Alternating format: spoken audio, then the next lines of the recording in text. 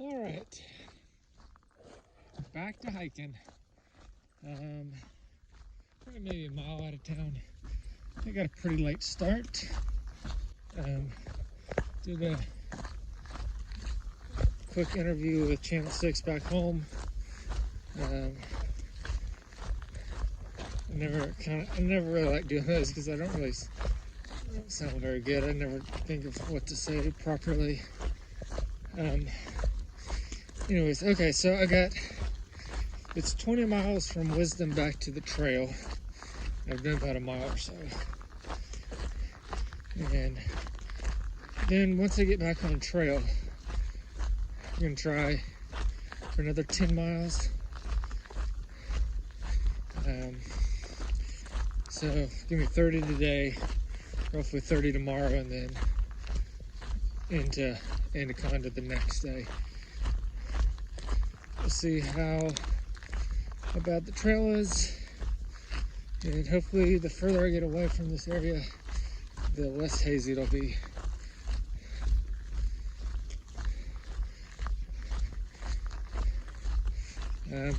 Loaded up with food, so I should be fine.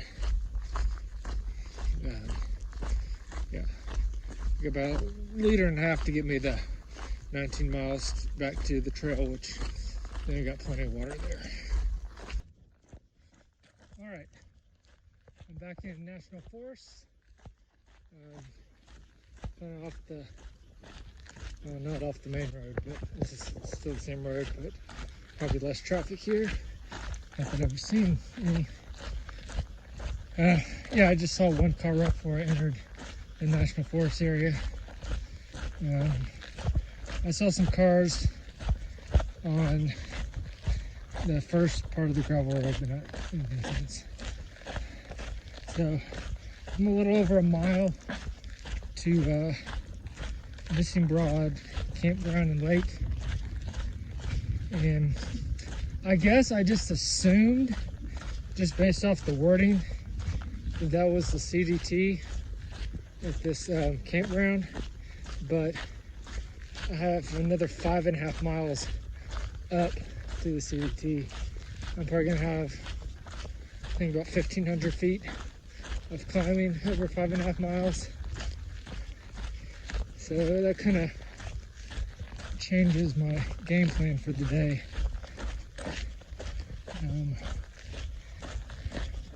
I was gonna try to go, once I got on the CDT, 12 more miles. And I think I'm gonna run out of daylight. And especially with my tent, the way that it is, and hanging a bear bag, it's kind of important I get into camp before dark. And I think originally I was gonna stop right around mile 2,400. So it'll be another 9 miles once I get back to the CDT. And so that'll put me, assuming I do 3 miles an hour after this campground, all the way to camp. Should get in around 8:45 or 9. And it's probably about 9:30 before it really starts getting dark, enough to where I'd need a headlamp. So I'm gonna stop at this campground and eat. A couple miles back, I stopped for about 10 minutes for a quick little break. So yeah, it's been thundering off and on here for the last hour. Got sprinkled on a little. And the nice thing about when these storms come through, it kind of clears up the air, because it rained yesterday afternoon and I could actually see the mountains from Wisdom. So hopefully the same thing happens today around here. All right, I'm back on the CDT after 100 plus miles of road walking in the last about 5.5 on a side trail to get back here, which it wasn't counting on, but it wasn't too bad. The last half mile or so, there's a good bit of blow downs, but it wasn't bad at all. I've seen a lot worse. I've got at least 9 to go, and if I'm feeling good, I might go on another 3 after that. It really just depends on how I feel and if I have daylight. Because like I said before, I really don't want to be setting up my tent and all that in the dark. But part of me wants to just push as far as I can today and tomorrow, just so it makes it that much easier going into Anaconda.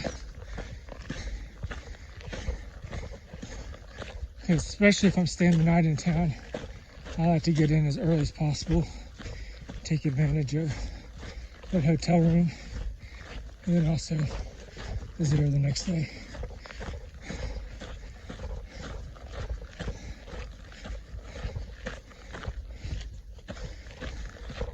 Well, we'll see if I see anybody between here and Anaconda. I will be shocked if I see another northbounder until after Anaconda, because I'm pretty sure there's no one within a few days of me north. And again, I'll be shocked if anyone comes and passes me.